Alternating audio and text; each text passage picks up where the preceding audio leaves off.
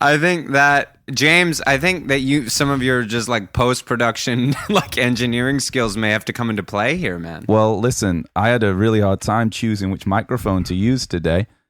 You can see I've gone with the Sennheiser. It's like a flute. Well, I'm using a flute. That's how complicated. No, that's how complicated my choices were. No, I went with the Sennheiser 441U. It's actually originally a European. Well, it's German, so the Beatles would have probably had access to it technologically. Is it an old mic? Yeah, it's made famous mostly by Stevie Nicks. So if I sound that's how they got all that German equipment, because when they won the war, they were able to bring all that stuff over to England. Everyone knows that's why. Yeah, I mean, stole all their mics, and we stole their scientists to go to the moon, didn't we? Well, America did, and to make Abbey Road. That's another thing about it. Yeah, it's a Nazi studio. Manhattan Project was mostly actually about making a better record than the Germans were capable of at the same time. People think that it was about making a nuclear bomb. So actually, in many ways, much like in the football... That was just a byproduct? Yeah, that was a byproduct. Wow. It was actually about Capitol Records versus, I don't know, whatever, Das Kapital Records or something. Oh, I can believe it. Well, before we... actually, we've already started, haven't we? But before we start talking about Pet Sounds, I'm just going to get another beer. Oh, we hardly even talk about the albums on this show. Yeah. Well, this is a professional podcast. So yeah, I'm really up in the ante here. This is very professional. Make sure that I'm, the at least in terms of audio quality, this is the best podcast. Well, that's kind of where we set our sights. Yeah. On the technical aspect of things. Yeah. Everything on the screens is already completely crazy, like delayed psychedelics. But I can hear you perfectly, so it just makes things really trippy. Yeah, well, I think I might take acid the next time we do this, like with Sam, like for an overseas one, because everything's really delayed. If you're doing a psychedelic album, you should definitely do that. It is all delayed and funny. Something just froze then. Yeah, but I think in real time, because we're recording ourselves, that won't matter. It'll just be our responses will be strange. Yeah, you might have to do some editing here. That'll be a pain in the ass, won't it? Nah, I'm not going to do any editing because he does. That would mean that I gave a shit, which isn't truly where I'm at. Sam, how's things over in England? We do a little interview. This is the interview portion of our show. Yeah. Oh, okay, yeah. So, cool. And first of all, like for people who aren't, aware, this is Sam Ammond, who used to masquerade as a musician and now is just a meme generator. Which I'm the oldest meme guy in town. Yeah, Vom Cruise at Vom Cruise. Follow him there, and yep, that's. But I gotta say, the best, gotta be about the best meme account there is, though. I think so. Well, you're very kind, and I'm very honoured to be invited on here. I've enjoyed the first few episodes, very much so. Seem to be hitting a flow now, you guys, and the last one especially was exceptionally good. It was really appreciate that. I really appreciate that. It was great, yeah. Thank it's you. Not as good as your memes, though. Well, I just steal them anyway. They're not even mine. I'm just a meme curator, really. It's a museum of horror. Like David Bowie did with his music. Yeah. Have you ever heard anyone say about David Bowie? That he stole? No. And people, that's a hot take, like people say his David Bowie he was a thief. He was always borrowing, and I was like, show me those artists then. I'd love to listen to them. But that would be the same. That would be, if you were talking about comparing it to memes, that would be like if David Bowie went into the studio when someone was like laying down a guitar track and took the tape and then went and put it on his song. Yeah, which would be crazy. Possibly. I do write the captions myself, but that's it. Usually I just steal stuff off other people. But, it's something to do, isn't it? The captions are really what make yours unique. Well, thank you, yeah. I think also... Maybe, you must have loads of minions working for you at this point.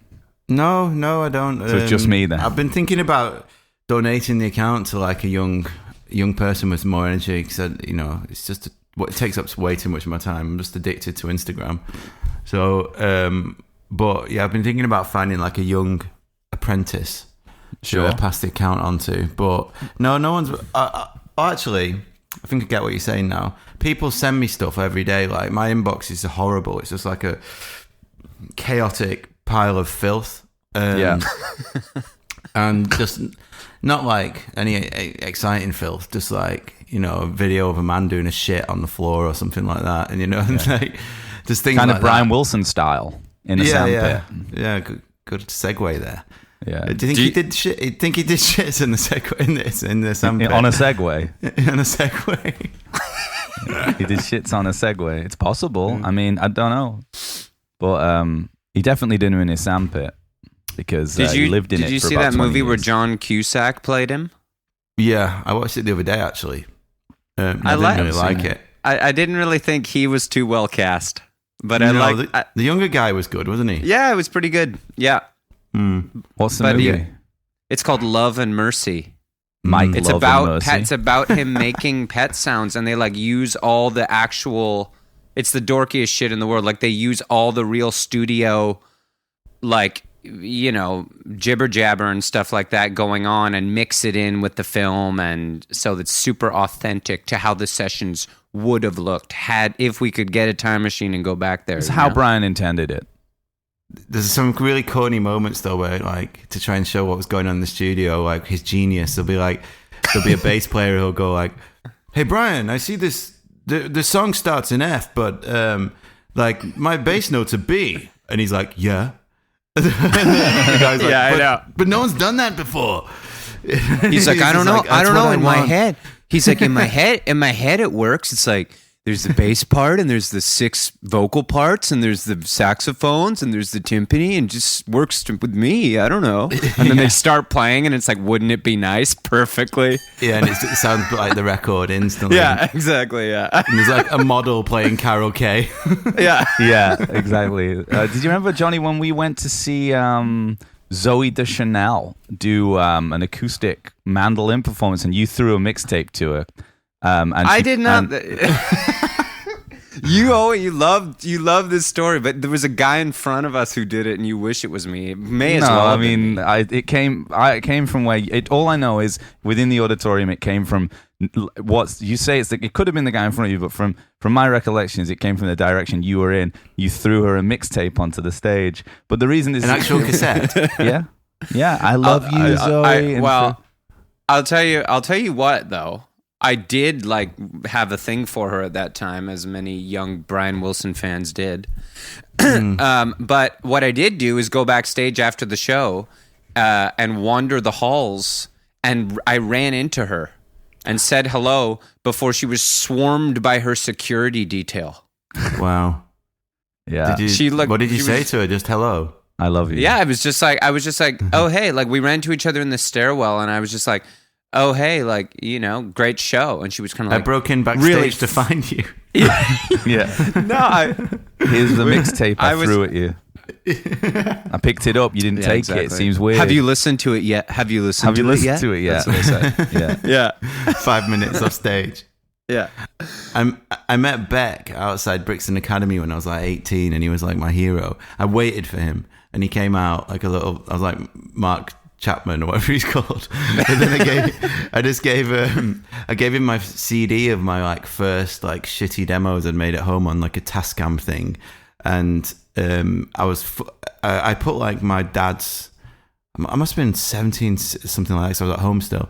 And I put my dad's like landline telephone number on there, and for about a month I was expecting him to call me from the road, you know, like, Sam, I've just listened to this. It's phenomenal. It's like the shittest thing in the world. You know, he's weird though, you know, Beck. He's like apparently on tours, when he travels on tours with like everyone has to kind of travel together, like the like the band that are opening and like all the crew, and it's like a big tour, right? And because he's massive, and apparently like they'll get to hotels and everyone has to stay together.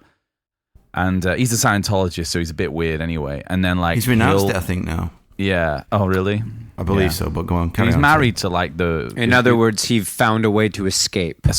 Yeah, he's a survivor. He's escaped her. I think he's getting divorced, and now he's like Scientology's bollocks. Because he was married to the daughter of the woman who reared him, like the midwife.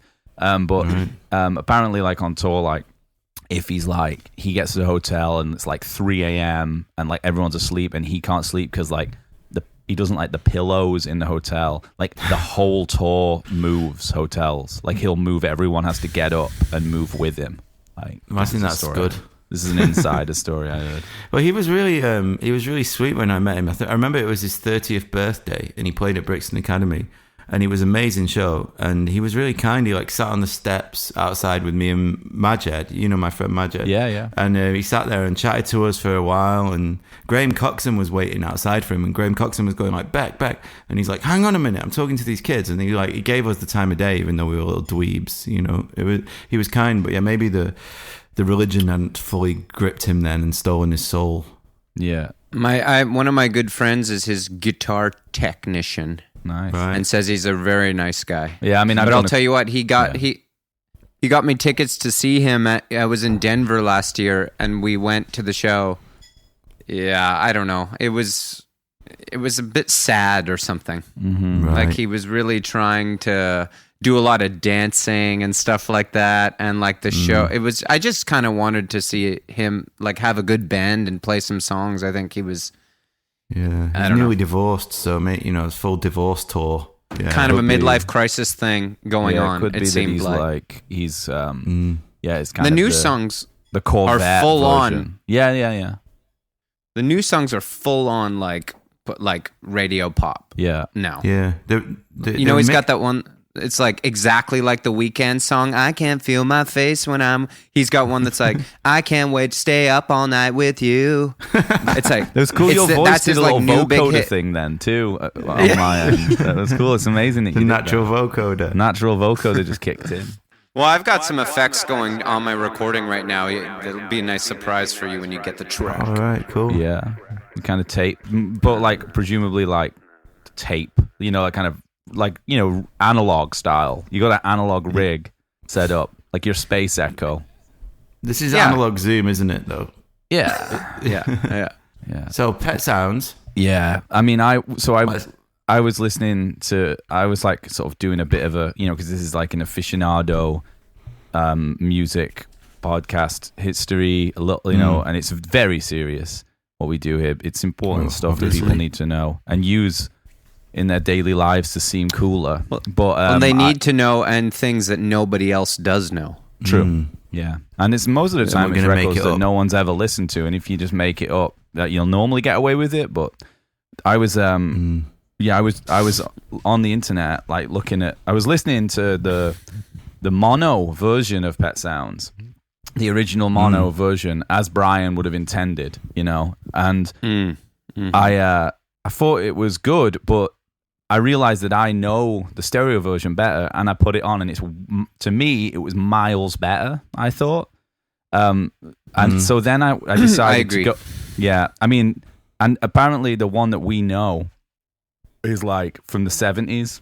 Probably the stereo version we know is from the 70s. So then I went on like a bit of a dive, and I went on this YouTube page called The In Groove. And it's a guy who does he goes over every pressing of an album to tell you like which is the best, like officially the best pressing. So I was like thinking this is going to be really funny because he's like does Pet Sounds, and he went over it, and by the end of it, after about 5 minutes, I was like, this is actually like the most interesting thing I've ever heard. And he was like, now it's my favorite YouTube page, because he was like, I'm just going to go over all of the pressings of Pet Sounds that exist and let you know like which ones are the best to spend your money on. So he's like, he doesn't even do like the 66 one. He's like, there's like such problems with that mono recording. Like the vocals are like poorly, they're distorting poorly. But he starts. Brian's only got one ear though, hasn't he? Because his dad punched him in the other ear, so jealously. So he's deaf in one ear. So maybe that's why he once got his eye out too. Didn't his dad had a glass eye and got it out once and said, I did this because of you. Yeah, this is your fault. His dad sounds like a bit of a prick. And then he sold all the fucking publishing to all his songs just to make like 10 grand. At like the end of the 60s, he's like your career was going down the tube once you made Pet Sounds, so I just figured I'd get what I can out of it. Wow, that was like his reasoning. He thought the music was getting so lame that he should cash in on like all the recordings that he owned. What a piece of shit.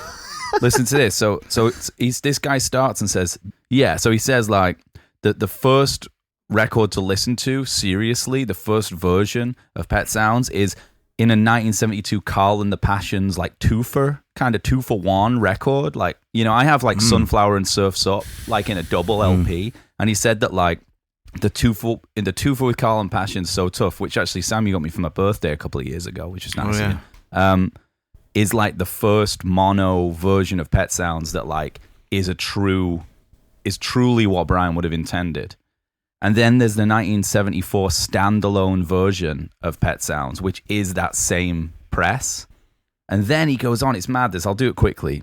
He says, then there's like a 1997 EMI, 100 anniversaries of EMI as a company, and they reissued it. And he said that one's pretty good. Are they remixing it every time here? Well, like that's the one I've got here. You've got the EMI reissue? Yeah. Yeah. Okay. And then he goes, 2006 Capitol 50th anniversary. They do a mono and a stereo, and the stereo's shit, but the mono's okay. Oh, never mind. And then this is the Capitol mono one. Yeah. Okay. Well, that then he goes, 1995, this other company started doing it called like Analog Proofs or something. And they do they fix all these low end issues. And then they do a 2015 mono, which is good. A 2017 stereo at 45 RPM, which is even better. And then they do a 2016 33 RPM stereo, and that's the best one I get, is the Analog Products 2016 audiophile one. He says that is the true stereo. But you have to consider it has had a bit of, there's been some digital in the chain, he says, which you have to know that. Because it's been it's been repurposed from the original tape, and everyone listening should know that this is really important stuff to know about. Like if you're trying to pick up women or anything like that. Like if they ask you at the bar, which pressing do you have? Even if you don't have the 2016 stereo, lie and say you do. Yeah, because that will impress them. Yeah, yeah. I mean, you saw even when I was talking it, you could hear how enthralled Johnny and Sam were when I was even talking about it. So you can only imagine how it works if you kind of. Well, I was just absorbing it. I mean, writing it down, presumably. Yeah. You could probably tell that one of the girls at that website In Groove is actually your website, your blog, and actually, so true because I've got a blog. I have a blog called In Imagine Groove. that guy. Wow, he must be keeping busy. You know what I mean? Yeah. I'm actually. Well, if you were to do that, if you were going that route, you wouldn't say Pet Sounds is your favorite record, would you? What would you say? You'd say, I'm actually more into the 70s Beach Boys, to be honest. For me, it starts with Sunflower, actually. Yeah. Or I like some of the early 60s beach music. Before they even made an album, the really surfy themed stuff. That songs like Karate. Okay. Do you ever heard that Beach Boys song, Karate? There's a great one. It just goes, dong, dong, dang, dang, dang, dang, dang, dang. And for about 2 minutes, and then at the end, they all go, Karate! That sounds great. They were all about 14 when they made that one. Yeah. It reminds me that I want to watch that new Nick Cage movie, Jiu-Jitsu, that's coming out. I've not heard about this. It looks really good. We might actually have to do it. Might not be coming out in England yet. We're really cutting edge here as the cinema. Yeah, I'm gonna crack one. I'll be right back. Actually, it's funny that they did Karate because that Pet Sounds was originally intended as a James Bond theme, like the song. I heard that. Yeah. Like a Polynesian James Bond theme.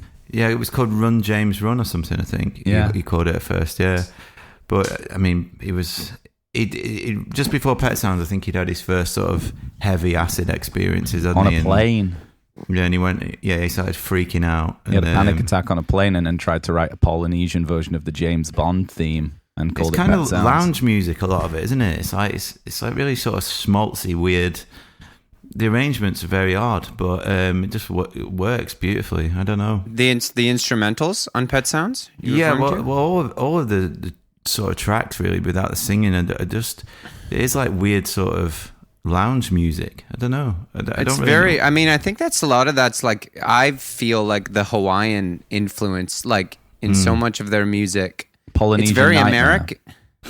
Yeah, exactly. Yeah, but I know what you mean. It's such a beautiful, how certain kind of cross like pollinations of music, like Hawaiian music itself, for instance, like is like almost has this feeling of like Spanish flamenco mixed with like American country music. Yeah. And that kind of like Paniolo stuff is so cool. And or like reggae music, which is like, you know, African music mixed with like American soul blues and stuff and blues, which is so cool. Whereas the Beach Boys have this thing almost like that, where they mix like barbershop quartet and Hawaiian music and surf rock and roll.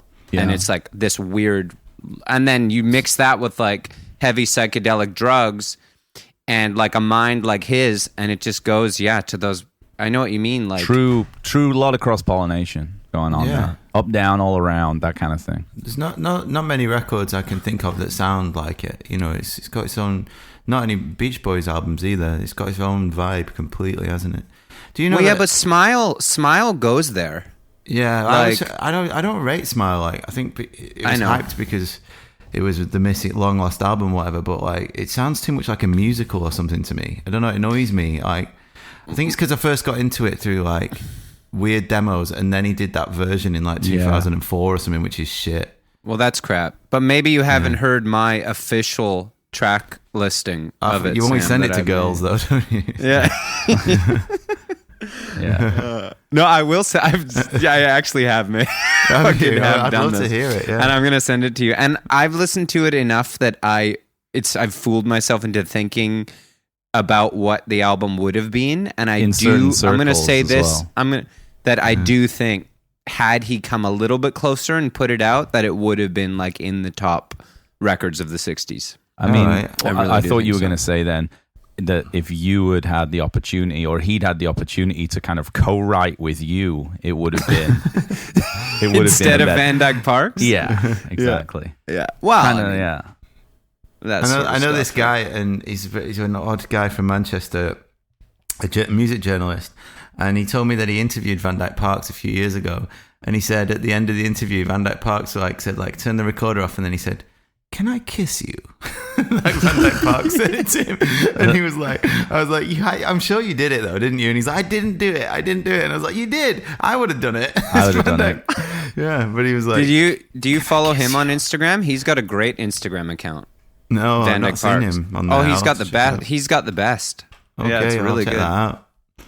Yeah, I like him. He's a funny guy. I only found out today when I was reading about Pet Sounds that, because I never really knew why it was called Pet Sounds, but supposedly it's a tribute to Phil Spector with the initials PS. Oh. But like Brian has said it is. Yeah, because obviously he's adopted all the Wall of Sound vibe for the recording, you know. Yeah, he's scared of him too, wasn't he? Terrified. And he adopted his band too. Yeah. I bet Phil Spector hated the record. Thought he was a dick. Of course, yeah. Especially because like the Wrecking Crew, all the guys in the Wrecking Crew and gals, said many times how like Pet Sounds was like the most brilliant thing they'd ever worked on. That must have really driven Phil Spector crazy, you know? In many ways, like Brian Wilson is responsible for the death of that woman, isn't he? You know, that Phil. Yeah, there's more than drove just him that. Insane. Yeah. Sharon Tate? No, what's she called? That was more recently. Oh, yeah. No, Dennis Wilson's probably responsible did that as well. for that. No, that was Dennis. There's a partial lineage there. You could trace Manson to the Beach Boys, and it's not hard to. Wasn't he went there looking for Dennis Wilson? Charles he Manson. went there. Yeah, he did. He went in Tarantino's movie. I think Terry Melcher as well, wasn't he? Yeah. Yeah. There's the song, right? Never learned. Is it Never Learned Not to Love? That's on 2020, and that's like a Manson song. Yeah, they changed the lyrics and he went mad. The real Manson song's actually called "Cease to Exist." That's the original way cool name of it. You're dropping clues there. It's actually interesting too, because I was reading a review of Charles Manson's album, which has "Cease to Exist" on it, and this review came out after he'd been found, guilty of the murders. And it's actually a really funny review because this person compares him to Jim Croce in it. He says you'd expect a tattered, raw and raggedy voice with a touch of lunatic rage, but actually what you get is quite a smooth, sophisticated folk singer. He's good, I think. Yeah, he's Manson. Yeah. That's one of those sort of avant-garde opinions you hear a lot. The people actually, I prefer the Charles Manson recordings to the Beach Boys. Certainly ceased to exist. And I just wonder what he could have offered them if he'd have been more involved with Pet Had he Sounds. given the chance, if he'd been given a record deal like he was promised by Terry Melcher, he wouldn't have gone on to create his cult and kill everyone. He wouldn't have ended the 60s. No. He literally, the day the music died. This is, when my my band got dropped by Sony, I thought about setting up a cult. I was that angry. It's pretty easy to do based on that NXIVM podcast and that NXIVM show. It seems pretty easy to do one. You just sort of find some naive actresses and tell them to ask them if they think it's the real them that they are on TV or if the real them is somewhere else, and then start playing volleyball and get them to come to the volleyball game. And within about 2 years, you can get them to brand your initials on their bodies. Let's do it. Yeah. I mean, with Charles Manson, it was a similar thing. He didn't seem to offer too much. He didn't do any of it either, did he? He just took the flak and went to jail. You know. In an alternate universe, he could be regarded as one of the great songwriters of the 70s. And Dennis Wilson stole his song. Yeah, and I guess that is the revisionist history of Once Upon a Time in America too, isn't it? In Hollywood, yeah. Once Upon a Time in Hollywood. So I'm just, you guys are going a bit quick for me here. Am I right in assuming that what you're saying is that because Brian Wilson made Pet Sounds, which made Terry Melcher a big star, which gave him the power to convince Charles Manson he could get him a record deal and then deny him that record deal, and then Charles Manson killed Sharon Tate. So you're saying that Brian Wilson killed Sharon Tate? Yeah, and that lady that died in the 90s with Phil Spector as well, because they Phil just shot her like a dog on the outside in his swimming pool or something. Okay. She probably said he probably said, "What's your favorite record?" And she probably said Pet Sounds, and then that was it. Yeah, that makes sense actually. Many people have said that. Yeah, I think Brian should be put in jail, really. You know what I wanted to talk about is I think about how I feel so bad for Brian, that the whole Beatles rivalry thing. That it was that they made Rubber Soul and then he made Pet Sounds, and he must have just been like, I did it. You know what I mean? He's like, listen to this. Fuck you guys. You know what I mean? And then they make fucking Sgt. Pepper's. And he's just went fucking crazy. It'd be like if you were playing against Michael Jordan in basketball and Jordan went down and hit a jump shot and you're like, fucking check this out. And you go down the court and hit a 3 and then he just goes back down the court and dekes the whole team and dunks. And then you're like, what can you do? I know. Yeah. Maybe they're responsible for the death then. Maybe the Beatles are responsible. Exactly. Right. Maybe it's the Beatles who are responsible. Who went psychedelic first? Rain, the song Rain, is that the first psychedelic song? That sounds like something from 1994, doesn't it? Rain does. It does, yeah. That's really Oasis, wish they could just, every song would sound like Rain. Yeah. Rain is specifically the blueprint. And Tomorrow Never Knows and Big Rain. Time. Chemical Brothers. That's more the dance version. That's more the Chemical Brothers take on it. But yeah, definitely. And I don't know who went psychedelic first. It's a tough call. I guess probably the Beatles. Rubber Soul's psychedelic. It has all that ashram kind of George Harrison vibe on it. Yeah. But I prefer the Beach Boys brand of psychedelia. Yeah, I always have, because it's children's songs. Yeah, it's really weird. Disney. It's I always thought Disney movies in the 60s were super psychedelic. Yeah. And the artwork and Fantasia. the music. And the Beach Boys kind of take from that a heavy orchestration, a childlike persona. Yeah. Which is there's the drug side of psychedelia, and there's sort of the childlike innocence side of it. Sure. And I always preferred that to Jefferson Airplane's take on it. Yeah. Yeah. I mean, all that stuff is pastiche psychedelia, really. I feel like Brian went a bit far with it on Smile though. That, what's that song Down in the Barnyard? All that stuff. It's just oh no, this is shit. Mate. This isn't that good. But that's him taking it as far as you can take it, kind of all that stuff. That's what I like. It's really getting to, and with Van Dyke Parks writing the lyrics, like you could make an argument for that album like being like a history of the United States, in its lyrics. Right. It's like the Basement Tapes. Yeah, it's like the Pilgrims like arriving. It's like heroes and villains and all that stuff. And there you can go pretty fucking dorky. Yeah, I take it deep back. into It is that. good actually. I've just not listened to it for years. Do you ever see the documentary about it, like the BBC documentary where they try? I bet you have, Sam, where they like try to like get him back doing it in the 90s or 2000s when they're putting together Smile again, and like he's like in a room with all those musicians, and he's just like he's having just a panic attack after panic attack, and they're just like making him do it for money, and he's just, and it's funny as well because like it's like Brian hasn't heard Smile for 42 years. And then they're like, he's about to walk into a room and listen to Our Prayer sung back to him by 19 people he's never met. And like, and he goes in, he's just like, he's shaking. He's like sort of in a fugue state, just kind of shaking. His wife made him do it for cash because she's his manager, isn't she? His wife and doctor, yeah. Oh my God. And then there's that great scene at the end of it where, because it's like a reality TV show where they're like getting ready to, they're going to play it at the Albert Hall. And like he's backstage, like still in his fugue state, just sort of catatonic, barely doing anything. He's got all these guys who are his band who are going to play the songs, and he's backstage just like with his head in his hands, and like Paul McCartney and Sting and like Elton John and stuff. Like, really excited to see you play this one tonight, And he's like trying to talk to his old buddies. Like McCartney's there, like been waiting 44 years for this one. I can't do it again. I've lost him again. Can you do? He's back on the plane in 64 in his head, screaming. Been waiting 44. I can't. What's Paul like? I can only do it. I think it goes up like this. I can't do it. No, I've been waiting. I've been waiting 44 years for this run. How can you do it and you're the Canadian one? Because he always goes up like this, He's always talking like this. It's true. We were just making music. Almost singy-songy Welshman. Almost. It's close enough. We were just in a band, Meatfreemondays.com. Guys. Meat-free Mondays. You can do it.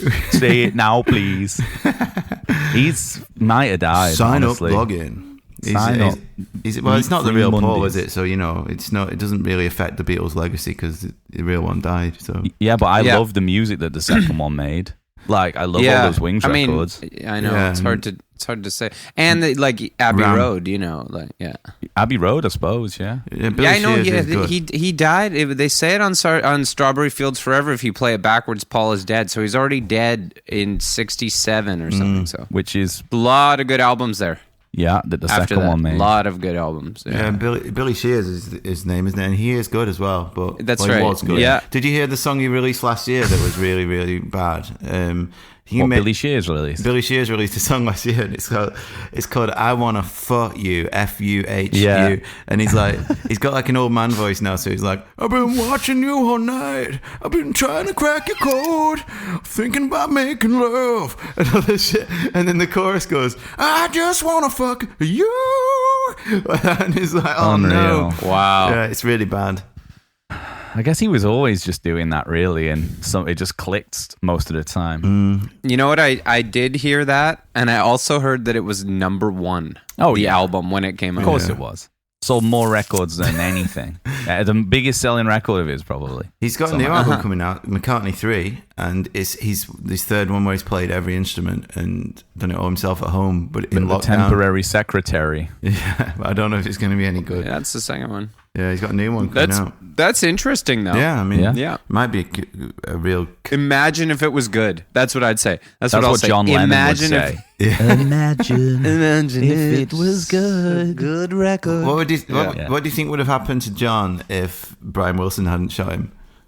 Me Too. He'd have been Me Too. Yeah, because real quick. Yeah, he used to do that. You guys were talking about it the other day. He was quite violent, wasn't he? Strangle May Peng.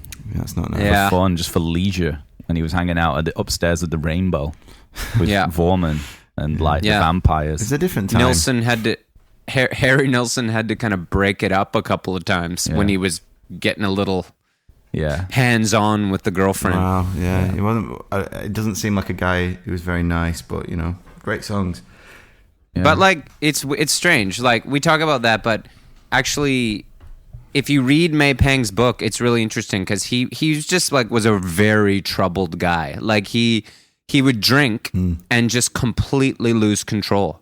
Like, and he talks about don't know John what that feels like. he did one interview where he said that it was because of all the psychedelic drugs he did in the 60s that his brain was tweaked, that if he ever had too much to drink or took things, that he would just literally completely black out and turn. I mean, obviously there's that won't stand not up like in a court of law. yeah.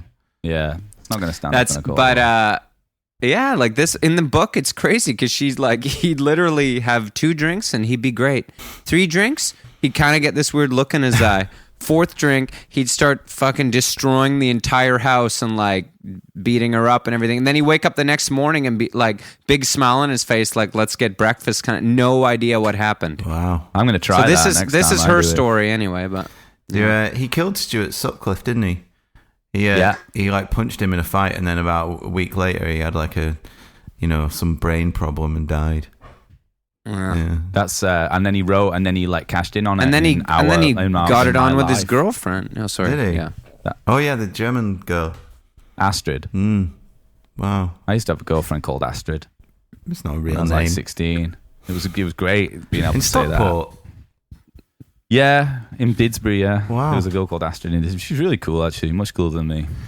Shout out to Astrid if she's listening in. She's not listening. My car is named Astrid. That's cool. Wow. Named after my ex-girlfriend or the photographer from the Beatles.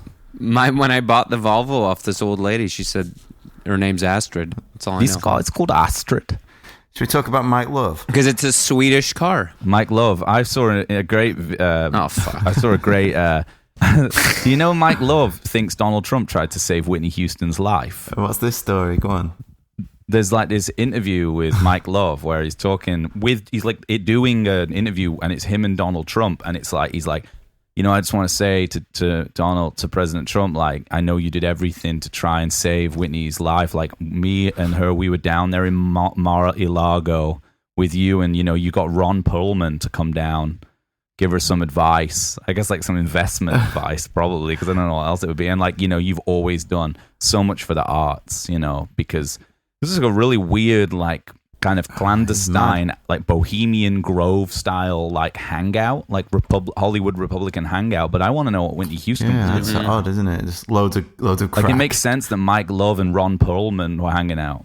Yeah, well, maybe. Well, yeah, I could take one guess as to how he saved her life. Yeah. Tried to. Do you know there's a new Mike Calling Love? an ambulance. Have you seen there's a new guy called Mike Love who's like a reggae guy from Hawaii?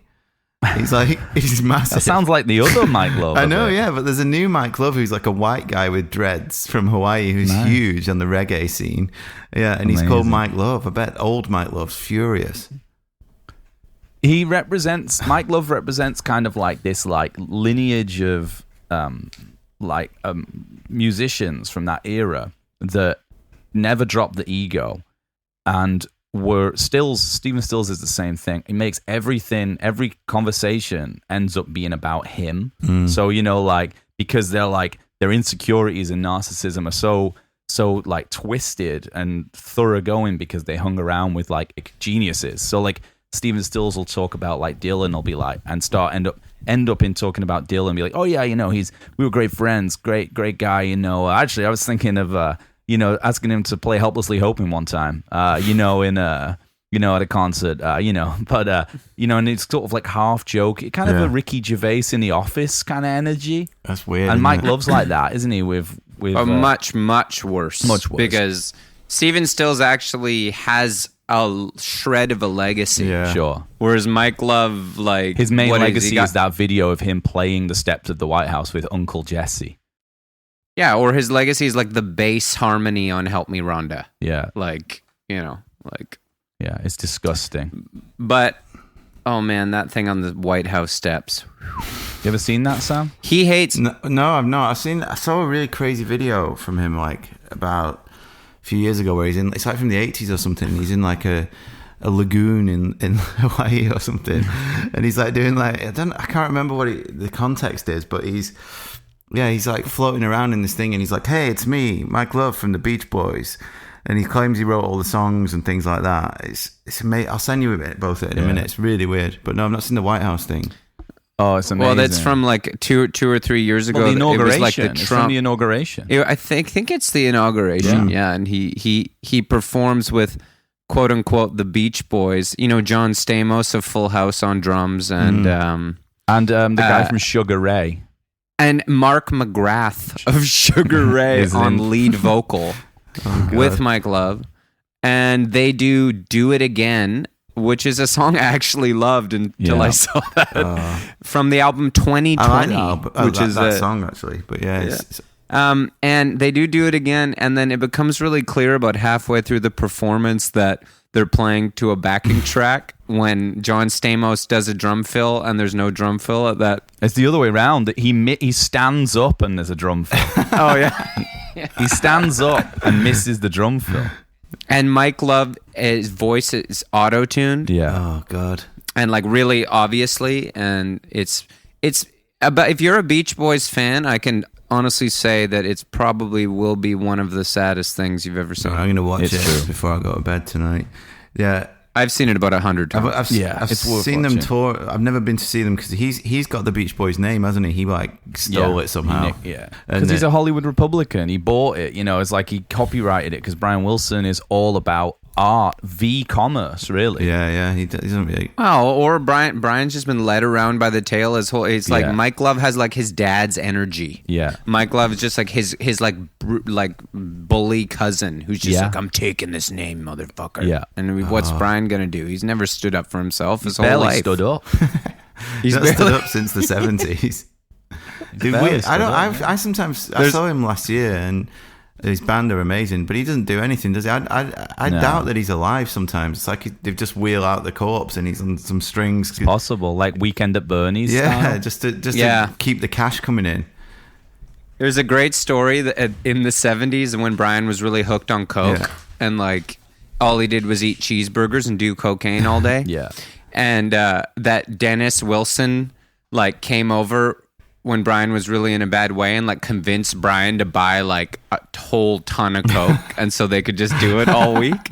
And Brian was like, I don't know, Dennis, like I don't really know if I like this stuff. And Dennis was like, no, man, like we got to just party super hard all week. So they did it and they did all the coke. And then Brian was like so messed up from it that he like called Mike Love and he was like, can you come over and hang out with me? And he told Mike Love what had happened. So Mike Love and like one of his like jock friends went and found Dennis Wilson and beat the shit out of him. Right. Wow. Like physically beat him to a pulp, supposedly. Dennis Wilson was a big lad. Dennis got revenge by having he had a child and then he got beat. That's how he died. Didn't he get beaten to death? That's how he died too, right? No, he died falling off. He fell off. He went on like a. He fell off the back of a boat trying to, like... He was Dennis in a bar Wilson, fight. No, he fell off the back of a boat trying to dive to get his ring that he dropped or something. No, what when it he was with he Christine McVie. He had an argument with this girl. It might have been Christine McVie, and he threw all the photos of them into the lagoon again. No, it's the a lagoon again. What was somehow. it called? What's it called? Yeah. Marina. The marina where his marina. boat was. He threw them in there and was like, "Fuck you!" And then about half an hour later, he's like, "Oh, I want them back." So he went and swam down to try and get them. And he drowned. And that's when, Brian drowned him. You know what's really sad? Have you ever? There's a documentary, The Real Beach Boy, like about Dennis Wilson. Yeah, it's called The Real Beach Boy. It's amazing. It's really sad. And this is genuinely sad, and it's like heartfelt. That like there's this moment in, you know, the song it's on Bamboo, or it might be on Pacific Ocean Blue, like an extended one, where it's like, please don't be long. Don't be long. It's a really good song. And then it's like the vocals go like higher and higher in it. And like, and this is a take that'll get anyone excited to hang around with you. Like they go into the studio to show you that like Dennis's voice was so throttled by this point from boozing that he'd has to ask Carl to come in to help him. Yeah. Because obviously Carl had that famous like voice of an angel. Thin voice of an angel. So they like he comes in and they show you like on the faders like when they pull Dennis out and pull Carl in, and you can't tell. Like he's like Carl is like doing it to like help his brother out and be like, I'll just take the notes. But like it's your album, man. It's like a beautiful thing. Yeah, Dennis is just so much his voice sadness is in that fucked, family. isn't it? Yeah. By then, yeah. It's a sad Is there a sadder family? The Jacksons, Yeah. Yeah. maybe. Fritzels. The Fritzels, definitely, but they didn't necessarily play music. They might have made some I good mean, they records. might have. No one would have known they were in a basement. Basement tapes. Oh, fuck. The basement tapes by the Fritzels. Yeah. That's actually who made the real basement tapes.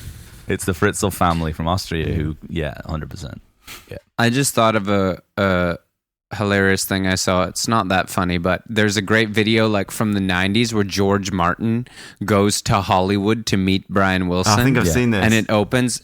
Yeah, and he's like driving in a convertible down like Sunset Boulevard, and he's like, I'm going to meet the great Brian Wilson. And he goes in the studio, and Brian Wilson, they set up all the tracks for God Only Knows on the mixing board, and George Martin just like feels inspired and starts like pushing the Doing his own faders for like mix. 2 minutes, and then Brian's just like, I can't believe this.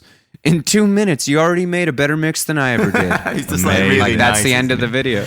Yeah, that's like the end of the video. And George is like, well, I don't know. We should make I always thought that was really sweet. We need to make a resource like PDF from all the videos we've talked about today for fans of the pod, friends of the pod. Add them to the show notes. So, yeah, definitely. That's what I should do. Don't know what show notes are, but I'll do that. I've just heard people say it. I don't know what it is either. You know that there's a version of God Only Knows with a sax solo on it. A real version. It's one of the reissued things. Is like in the bit where there's a solo. There's just like a blistering sax solo. No way! You have to send me that as well. Yeah.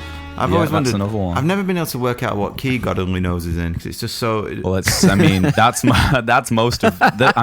Most of our research on this show is just by reading the Wikipedia of the band we're doing before we do it, and I'll tell you, there's so much musical theory on that Wikipedia site for this record, particularly around God Only Knows. Well, I think Paul McCartney famously said it was the best song ever written, didn't he? And it's like maybe God only. Brian said it was written. He said I didn't write it. God wrote it through him. He said it was a teenage symphony from God. And nice. So maybe God is the only guy who knows what key it's in. So that's what God Only Knows means. God only knows. So true. God only knows what key it's in. No one else. Honestly, nobody knows. That's People actually the pretend they original know. name of that's the name of the song. It's just the parentheses bit at the end with the brackets got taken off. Can you imagine writing a song like that, in 45 minutes? Well, no, and then being like, "Hey, I just wrote God Only Knows." It's like, Carl, do you want to sing this one? Yeah. Like when you're Brian Wilson, you can sing that well. You're like, Carl was better though, wasn't he? At singing. Yeah, he was. well, I guess, but it's not like Brian wouldn't have done given it a good Is there shot. a version with Brian? His naivete is not there in the same playful, childlike way as Carl. Carl has the child's voice. Well, and he was just such a wonderful producer that he saw he could hear the voices of all his family in the songs he wrote. He knew who to choose. He could hear a lot of voices in his head. That's why Mike Love gets all the corny ones. Yeah. With words he can pronounce. Mike Love gets all the ones with all the really simple lyrics words that he can understand. Mm-hmm. Yeah. That makes sense. Mike made him change the words to, it was originally called Hang On To Your Ego, wasn't it? The one about this acid trip. Oh, I know there's an answer. Yeah, Mike made him change it because he said, you're glorifying drug use. Yeah, I've never done drugs. I will never. He wasn't wrong, though, really, was he? Because it destroyed Brian Wilson's life. Yeah, I think he would have gone anyway. Yeah. He had some... He would have, yeah. I mean, I've got a mate whose brother did that. He did LSD one time and he just went retarded afterwards. But, I mean, it's possible it would have happened anyway. Yeah, It's a gateway, but everything is, really, if you want it to be. Yeah, it depends how your brain's wired. But yeah, I don't think Mike saved him. I think he's probably messed him up a bit more than that. Do you know that Dennis had a child with Mike's daughter? Yeah, that's dark. So he got his it? ass, really, didn't he? That's really dark. He got his ass because it's his cousin as well. Doing this one for Brian. Yeah. Doing this one for my brother. Yeah. You fucking beat me up one time while I'm playing the long game, Mike. And the darkest thing. Well, maybe that's part of it. This Yeah, this I think daughter, so. this girl who was the daughter of Dennis and Mike Love's daughter. Oh no, sorry, Mike Love's daughter. I've got it wrong. Mike Love's daughter needed a kidney transplant or something. She needed something, and the only person on earth that could save her was Mike. and because he had like the same organ, but he never acknowledged that it was his daughter, even though she just looked like him with a wig on. And he was like, "No, she's not mine." And then she wrote to him like, "Please give me this thing I need," you know. And he was just like, Wilson. "Nah," and she died. I read a thing on when I was looking up stuff about this, you know, this record. It was really, it's too much. It actually kind of is like too much. Like Pet Sounds is too much of a sort of like a moment in history. It's not like an album. Like when we did Rubber Soul last week, it's just an album and you can kind of talk about it. But Pet Sounds is like a definitive moment where someone chose like art over commerce and like staying youthful and like not becoming like Altamount, like stabby Manson kind of like dark, like the darkness of the early 70s, which like is just like everyone is just paranoid and doing too many drugs and like, you know, like Vietnam, and he's like retreating from all of that stuff. So I was like reading this article that was like really beautiful about all this, and then like the next article under this, you know, when you're like on the internet and it shows you like, oh, and if you read this you might enjoy this article, and this just proves how fucking doomed we are. The next article under the making of the Beach Boys was, listen to Best Coast do a new cover of the Scooby-Doo theme tune. Oh God. Music's finished. It's finished. It's a joke. Yeah. And then I guess that's where Pet Sounds is great, because he kind of time-stamped himself, and no one's ever, you know, it's a moment in history more than it is a record, really, because you can't, well, it's definitely more a record, you know, you can listen to it, but you can't listen to it. You can't go back there, you know, you can never go back. You know, you can never go home again. It's just this thing that he made, which is amazing. And he was 23 years old. Yeah, he was at the ripe old age of 23. I couldn't even tie my shoelaces when I was 23. You know, it's only like a year later, 2 years later, that Graham Nash and David Crosby are getting like blowjobs whilst doing coke, watching like the Nixon Watergate tapes on like 3 screens that they've set up in their hotel rooms. Yeah, that's mad. Mm-hmm. Yeah, Brian's on his own cloud, wasn't he? He's in his own pit. Yeah. Did he get the sandpit for the Smile sessions? I can't remember. I think he did. Maybe. Yeah, that's where a lot of that kind of stuff went on. Animals in the... Oh, no, they got animals in for Pet Sounds, right? Yeah, as well. Big time, yeah. There's like an outtake on one of the compilations about Pet Sounds, and you can hear like the studio sessions, and he says to like the engineer, "I'm going to bring a horse in here." And the engineer goes like, "No, you're not." You know? And he's like... Yeah, I don't know if he did, but then I think for Smile, he did all that stuff. Yeah. Wow. They got, like, they had to all dress like firemen and all that kind of stuff. Well, there's a story about that song, right? When he set fire to LA. Yeah, exactly. Well, he thought he had it. That's what ended the album. Yeah. Well, they were doing a song called Fire that... and they were recording it, and they lit a fire in the studio, and there was smoke everywhere, and they were all dressed in fireman uniforms. And then they heard that like 7 blocks away, like the whole block was burning at the same time. And Brian just freaked out and was convinced he'd done it. And that was the end of the session. I think that was it for the whole record. He probably did do it, like him, you know, but... Yeah. Well, he had that energy. He had that kind of...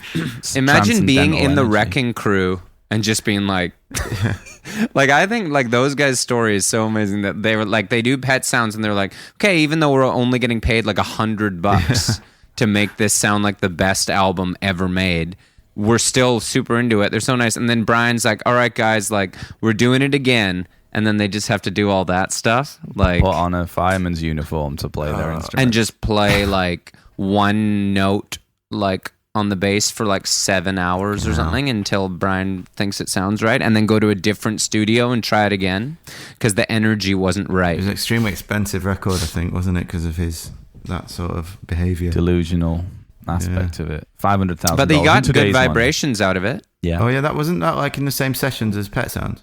Yeah. Wow. Yeah. Of course. No. Good vibrations. No, it was left Smile. Over. No, it was left over of Pet Sounds though. Was it? I think so. I think so. And then they I think so, young man. I don't think so. Well, I do. So, you know, that's the only thing I'm going to say on it. I always thought that it was like sort of the beginning of the next. I don't think they did that at the same session. I think it was on the cutting room floor. Wow. But supposedly it took about 6 months to record Good Vibrations. In three different bits that they spliced together. Yeah.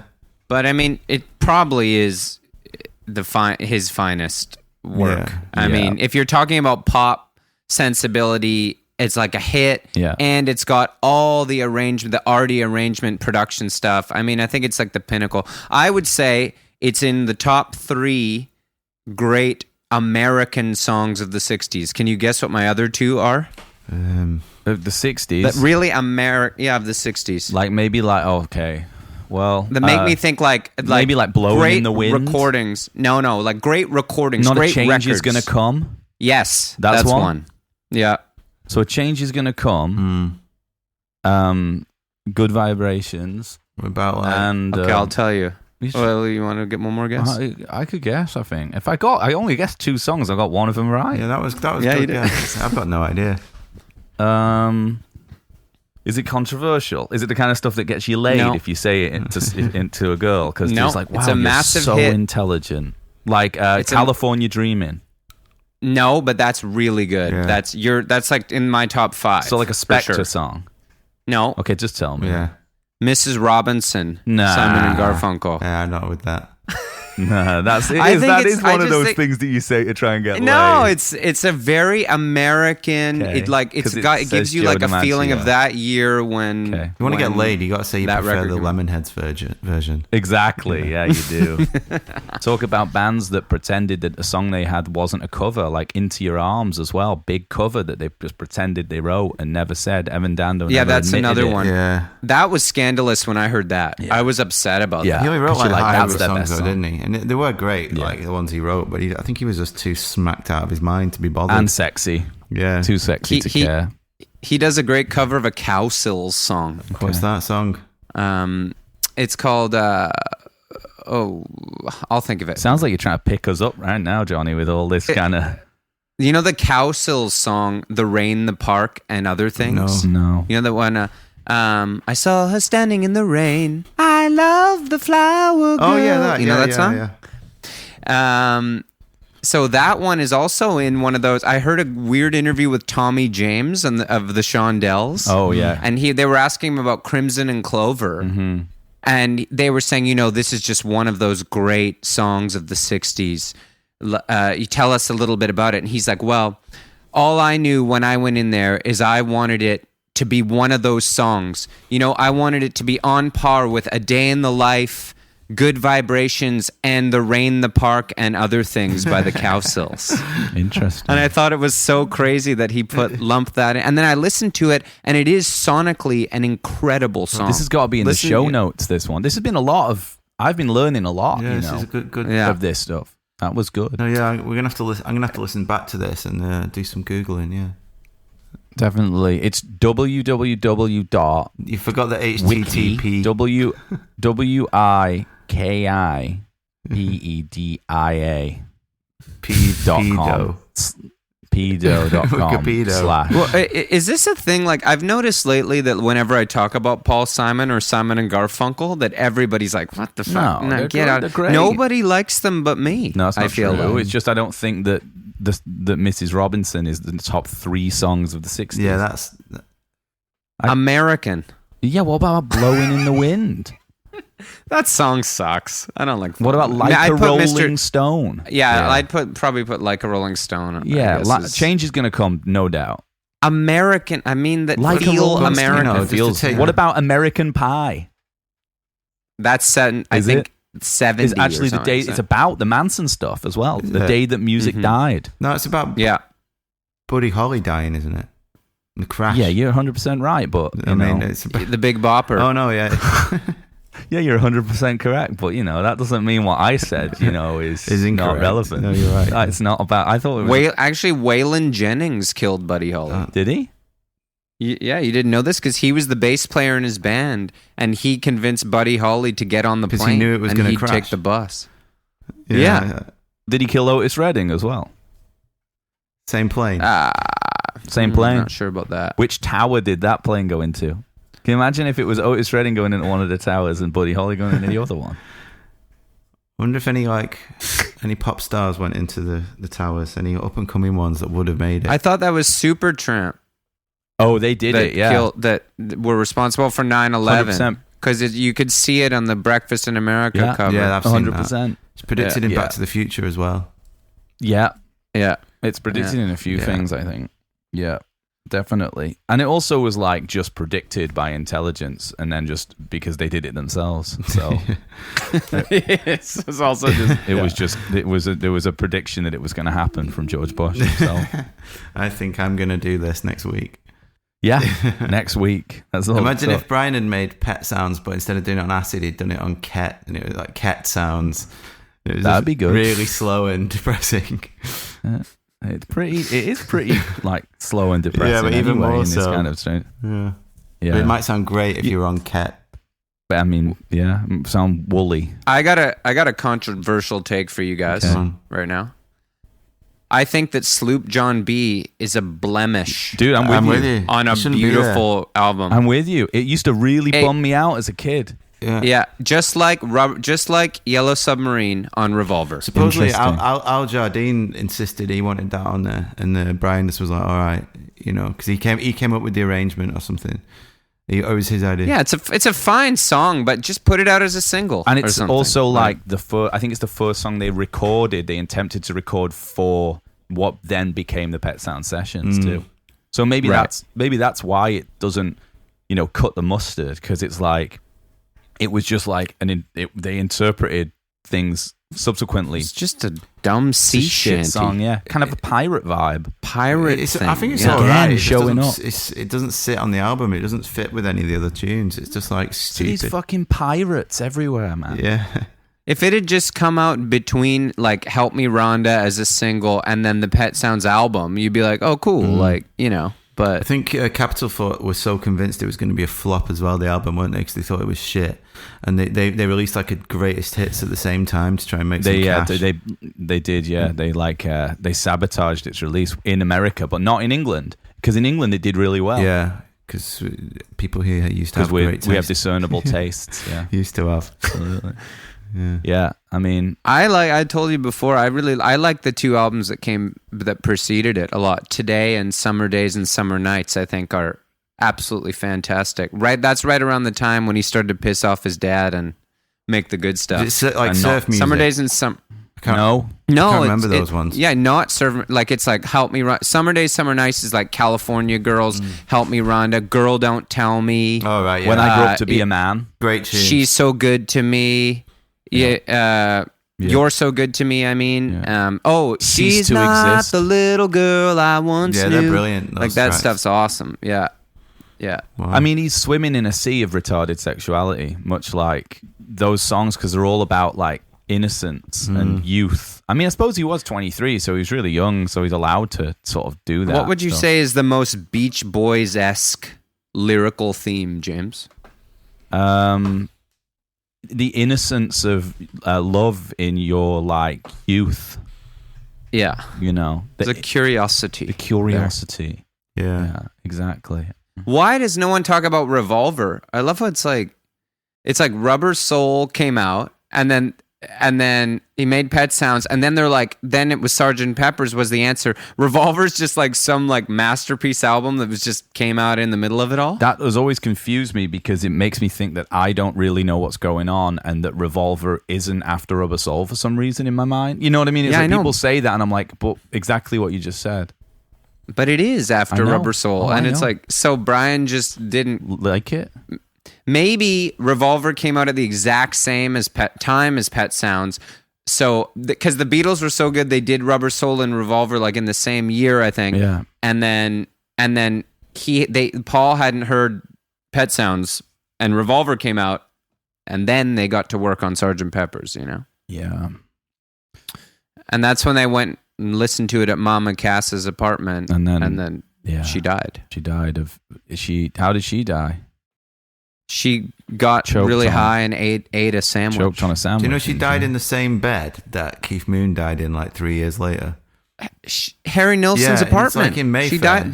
They both died in Harry Nilsson's apartment. I walked past it the other week, and because it's near this place I used to DJ down. It's just off Park Lane, and I walked past it, and you can just look up at the room and see where they died. Yeah, it's like Keith Moon, obviously. Harry Nilsson obviously killed them both. And I know. A rock and roll Dracula. I knew you were going.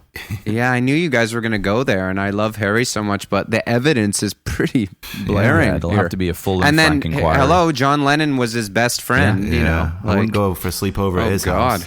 No way. You get hypnotized by Yoko if you go over to John's. Might be good though.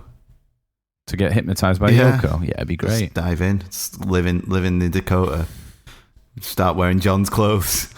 The guy he's not gone up for parole. The guy who killed him, right? Yeah. He tried again. He's like, I'm sorry I did it. I just wanted to be famous, and I've been in jail since, and I am famous, but not in the way I wanted. Yeah, I don't think they'll ever let him out, will they? It's not getting him out, no.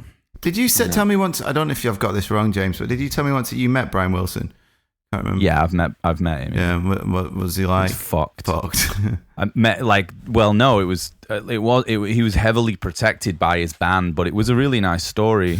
I was in Calgary and was staying in a hotel, and I recognized that his band were checking in at the same time, and I sort of looked at them, and then a couple of them were looking at me.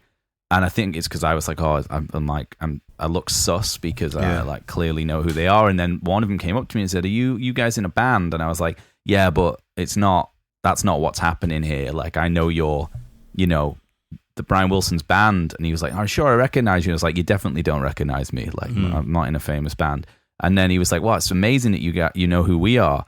We're playing here tomorrow. Like, you could come if you want." Oh, yeah. So we went, long story short, we went to see him do his George Gershwin tour. That's right, in it. And then he did an hour of those songs, and then an hour and a half, 2 hours of Beach Boys stuff.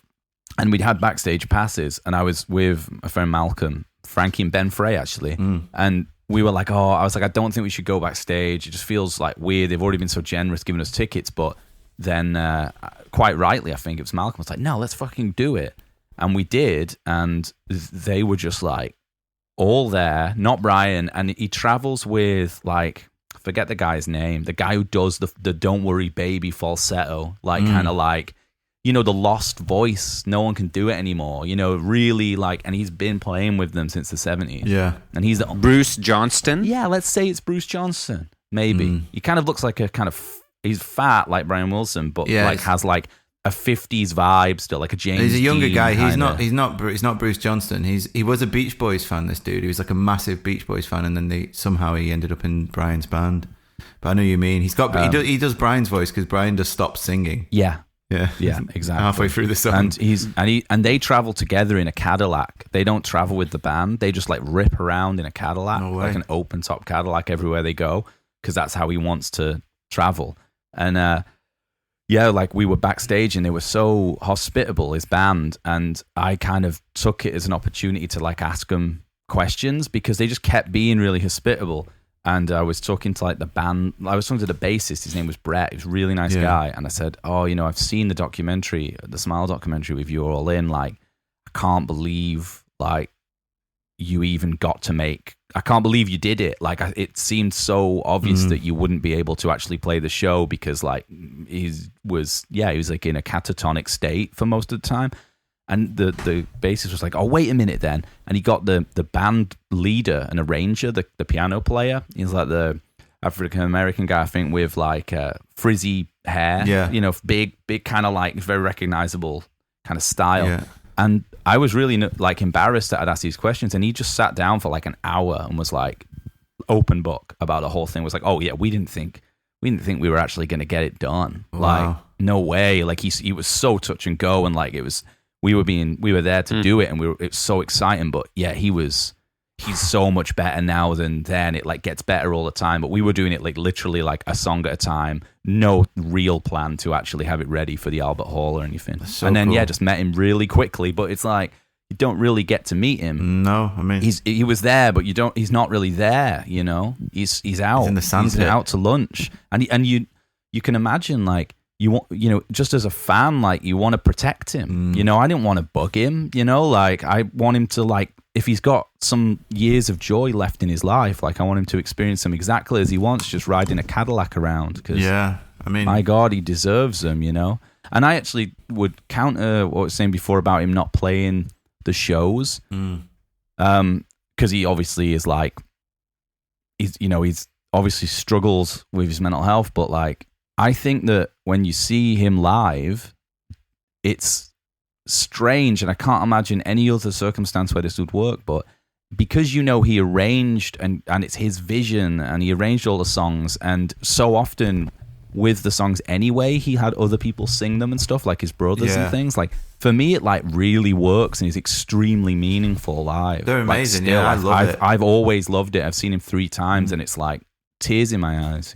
I saw him at the Bridge School benefit, as we've talked about many times on the show, James. Yeah. And the it Neil was Young thing. yeah. I used to go every year, and that's why I've seen Crosby, Stills, Nash about 7 times, because they were always there. Neil would always throw them a bone and invite them to play. And they went on actually after Brian Wilson that year. Crosby, Stills, Nash, and Young. Right, wow, amazing. But Brian was just amazing. Like, it was like you say, they kind of wheeled him out. Yeah, but his band are so good. And then it was just all the hits, and he just sounded fantastic. I saw them last year at or maybe it was the year before, at this festival, Cropredy. I went with mine and James's friends, the traveling band. They were playing there, and they were like, "Oh, I saw Brian was playing," and I said, "Can I come along as well?" And they were like, "Yeah." So we went along, and after the show, they were brilliant. After the show, I was walking through the backstage area, and just through one of those little wire mesh sort of fence things, Blondie Chaplin was there, and I was just like, Blondie, like that, and because I know. Anyway, he goes to me. He just put his head through the little little fence to me, and he just went, "Have you got any coke?" No. He looks like, you look in his face. You're like, "You've had enough." Oh my god! I think he sung "Sail on Sailor" when I saw him. Yeah, he does. He's still got the voice. Yeah. Bruce Johnston, I think he only ever wrote one song in his whole life, and it's called Disney Girl. Oh, yes, it's an amazing song. And it's really a really good song. Yeah. And again, another reason why, you should listen to the early 70s, Beach Boys stuff, 2020 onwards to all the way to Holland. I like Friends. Friends is Brian's favorite album that he ever made. I like that. There's a lot there. He said it like so many times. I thought of something really funny, James. You were talking about Zooey Deschanel. Yeah. That I just remembered that when she was at her height, the height of her fame as a twee temptress. Like an indie boy's fantasy. An indie twee. Remember when twee was like it was like a big Belle word. and Sebastian, Zooey Deschanel, and that movie Garden State Twee. were like influencing the entire world Twee.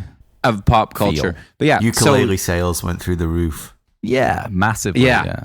She was so big that they were like, "Oh, her record sounds kind of like Beach Boysy or something." So they did an interview. They did a thing. I saw it where her and Brian got together. Jesus. And like they could interview each other, kind of thing. You just never heard and of it. It was so painful. No. She was like, I'm nerding out. But the best part was she was like, I just want to tell you that I really like my favorite songs are, She's Not the Little Girl I Once Knew, and whatever, like these kind of ones. And Brian was like, thanks. He was like, I listened to your record too, and I think my favorite song was track 4. Nice. And that was all he said, and I love that so much because he clearly didn't listen to it, but he figured that she'd made at least 4 songs. Which so Beach Boys songs did you put on the mixtape you threw to her? Oh, let's see. I thought it was a tape of your own music. I didn't know. I didn't know it was just like a love letter. It was like it was a compilation. It was like an 80s it was a tape of me recording Beach Boys your songs version of Smile. And changing the lyrics to be more about her. Yeah. Don't worry, Zoe.